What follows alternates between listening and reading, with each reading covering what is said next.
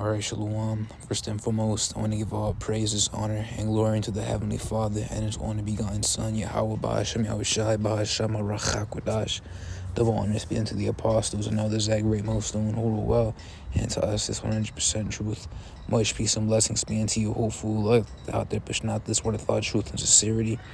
To all you rocking, I do say Shalom. I am the Akira. I'm coming in with a quick video. I'm entitled Like a Bad Dream. So this is the book of Psalms 126, the chapter, verse 1, and it does read a song of degrees. When the Lord turned again the captivity of Zion, we were like them that dream, right? And Zion is another name for Israel. And throughout our history, all we know was, captivity. And because, starting off, and first and foremost, and mainly and ultimately, and directed to the Israelite man, we've been subjected to the worst type of hell ever, because even the women of our nation, they could betray us and thrive in this place, being put on that pedestal, right? Because it goes back to that garden with Esau and Eve, and seeing the women, go against us, it makes us feel bad, man, right? So, all these things that are on, like that rape, rob, murder, as being an astonishment in the silent nations, yeah. It's gonna be like them that dream when everything is reversed, right? In Zephaniah, the 3rd chapter, verse 19, and it goes into how we'll have, praise and fame, ultimately a name, right? For those men, and we'll have a name amongst all Israel, amongst all the nations, for all eternity. And just like Yahweh Shai and the Heavenly Father, Yahweh ultimately being the supreme being, Yahweh Shai and the apostles underneath them, they're gonna have names, right? As we're just going into the names of the apostles we were reading throughout the city, right? Like, man, underneath them, you're gonna have the rest of the 144,000 service of prophets. And they're gonna be your celebrities too.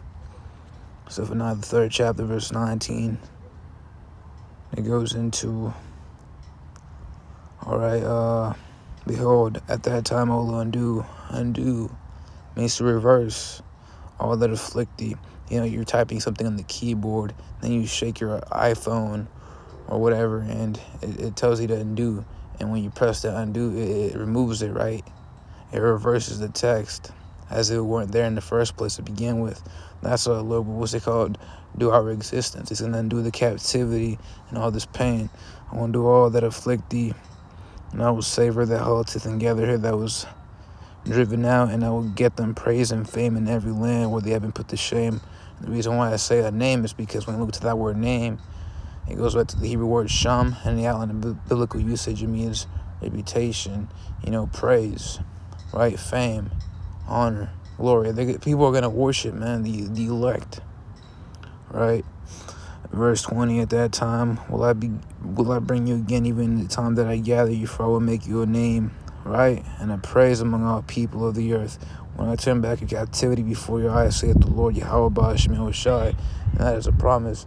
In Jeremiah, the 29th chapter, verse 11, I was bringing that out, goes into how the Lord, has plans not to do us evil, but to give us an expected end. When it goes into that, it's going to a beautiful future, beautiful eternal rest for the Israelite men, right? And obviously, again, you evil, benefit off of it, but really this will be directed to the Israelite men, because we've been beaten down the most, even by one of our people. But going back to Psalms 126 chapter, it doth read how we were like them that dream, right? So it's gonna be surreal. It's gonna be a surreal feeling to finally feel sovereignty, freedom, authority, power, all these things. So, being perfected, not being trapped in this, wicked flesh, being surrounded by all this wickedness and the acts in this place, and because this place upholds all this wickedness. Scripture going to how, they put the bitter for sweet and the sweet for bitter. Because they deem everything righteous wicked, and vice versa, right? But going back to Psalms 26, verse 2, it does read, Then was our mouth filled with laughter, and our tongue with singing. Then said they among the heathen, the Lord had done great things for them. And the Lord won't do great things for you anymore, right? Hey, sure, you live good in the kingdom because everything will be righteous, from the water treatment to all that stuff. Unlike this place where everything is contaminated and intoxicated. What's it called? Even the water is messed up. The air is messed up, man. Everything's polluted. In the kingdom, it won't be such, man. Right? If, you guys try and do something, hey, we have to, bring in judgment upon you, man. And we're going to be the one executing it. We're going to have swords. We're the only humans, the nation of Israel, holding swords, bringing judgment, man. And the kingdom, hey, because we're just going to how thou shalt no more learn war tactics anymore.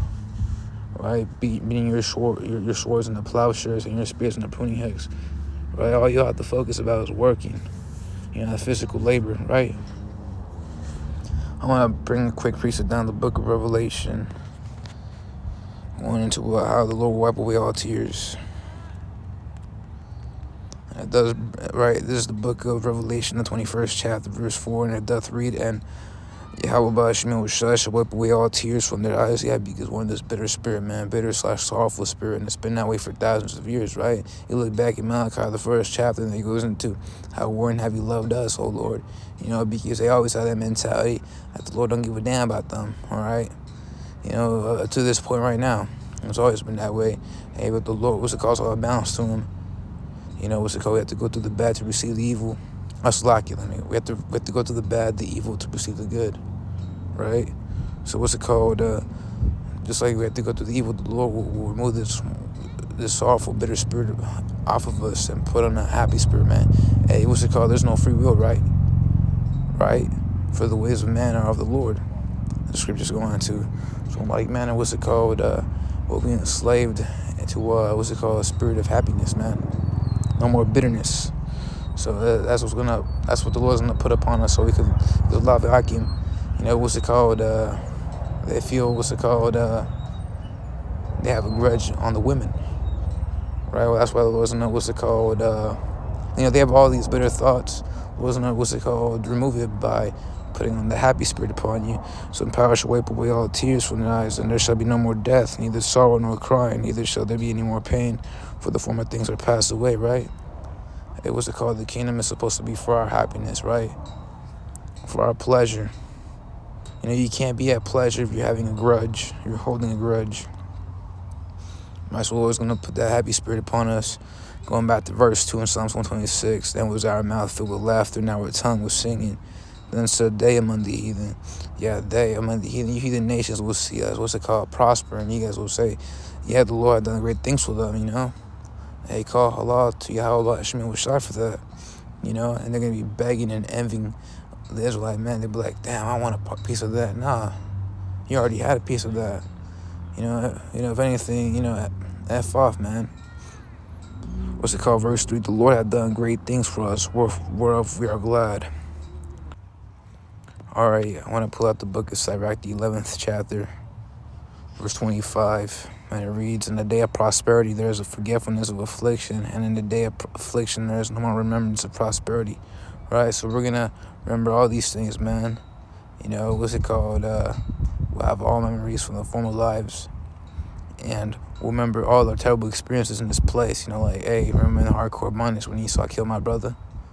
Yeah, We're going to remember that, but you're not going to be thinking about it. You're not going to be focusing on it because you're going to be too caught up in the kingdom, living in the moment, right? Living in the moment. Planning on going with the Akim, or will, offer some drinks and whatnot, building a planet, right? Things of that sort. It's the kingdom, man. Look at that word prosperity, and it means, success. It also mentions material wealth. We're going to have all that good stuff, man.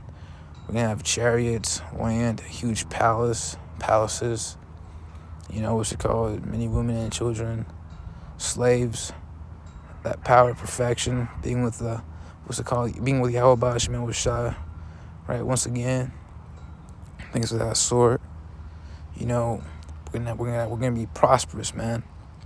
So there's a forgetfulness of affliction and prosperity, man. You're gonna be having too much fun, man. Right? And in the day of affliction, there's no more remembrance of prosperity. Right? But in this case, we'll only be prosperous for all eternity. So, hopefully that's one that I find to the next one I do say. Shalom.